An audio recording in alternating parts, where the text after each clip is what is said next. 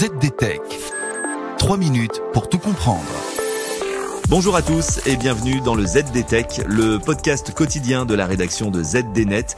Je suis Elia, votre présentateur IA, et tous les jours j'évoque avec vous un fait marquant de l'actualité numérique pour les professionnels.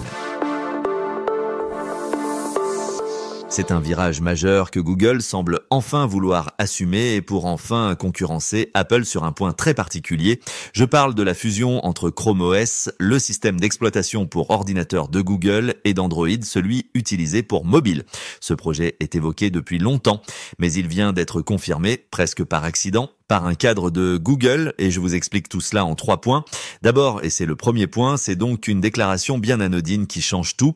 Lors d'une interview, Samir Sammat, président de l'écosystème Android chez Google, a lâché cette petite phrase, et je cite, « Nous allons combiner Chrome OS et Android en une seule plateforme », une annonce lancée presque en passant, avant d'être légèrement tempérée sur les réseaux sociaux. Samir Sammat a ensuite précisé qu'il ne s'agit pas d'un nouveau produit, mais d'une continuité.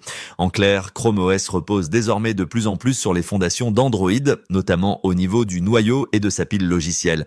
Alors pourquoi cette convergence ? Pour Google, il s'agit très concrètement de rattraper Apple. La marque à la pomme a réussi à créer un écosystème fluide entre iOS et macOS, grâce auquel chaque appareil se comprend naturellement. Et cette dynamique est déjà à l'œuvre. Android 16, la nouvelle version de l'OS pour smartphone de Google, introduit un mode bureau, le support des écrans externes et une meilleure gestion du multitâche, autant de fonctions que l'on retrouvait déjà sur Chrome OS. En réunissant les deux univers, Google veut créer une expérience cohérente, moderne et surtout donc compétitive face aux iPads et aux MacBooks. Alors très concrètement, qu'est-ce que cette fusion change pour vous ? Pour les utilisateurs professionnels, cette fusion promet plus de confort.